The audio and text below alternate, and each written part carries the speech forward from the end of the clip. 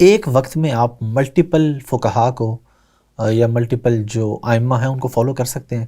اب اس میں نے ایک دو لوگوں سے سوال کیا تو انہوں نے مجھے جواب یہ دیا، جی دیکھیں ایک ہی وقت میں ایک امام کہہ رہے ہیں کہ خون نکلنے سے وضو ٹوٹ جاتا ہے، اور ایک امام کہہ رہے ہیں کہ وضو نہیں ٹوٹتا، اور اسی وقت میں ایک امام کہہ رہے ہیں کہ غیر محرم کو چھونے سے وضو ٹوٹ جاتا ہے، ایک کہتا ہے نہیں ٹوٹتا۔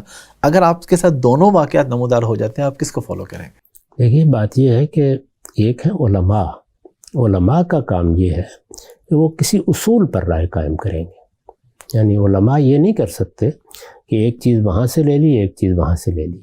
ان کو پہلے یہ متعین کرنا چاہیے کہ انہوں نے کیا اپروچ اختیار کرنی ہے، ان کی میتھڈالوجی کیا ہے، اس کو سامنے رکھ کر وہ رائے قائم کریں، اس کی بنیاد پر دیکھیں گے۔ یعنی اگر آپ نے حنفی اصول کو مثال کے طور پر قبول کر لیا ہے تو پھر ان اصولوں ہی کا اطلاق کر کے کسی چیز کے رد و قبول کا فیصلہ ہوگا۔ علماء کے لیے یہ ضروری ہے۔ اگر کوئی عالم کسی اصول کی پیروی نہیں کرتا تو میرے نزدیک وہ عالم ہی نہیں ہے۔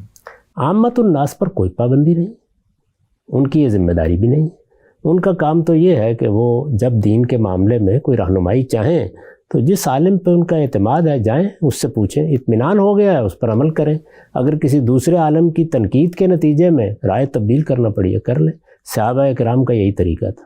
تو میرے نزدیک اس معاملے میں علماء کو پابندی کرنی چاہیے اور صحیح اصول پر قائم رہنا چاہیے۔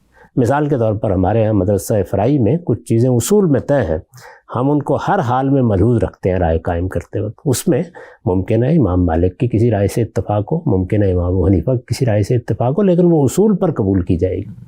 عام آدمی پر یہ ذمہ داری نہ ڈالی جا سکتی ہے، نہ یہ پابندی اس پر لگائی جا سکتی ہے۔ وہ تو اپنے لیے عقل عام کی بنیاد پر فیصلے کرتا ہے یا اعتماد کی بنیاد پر۔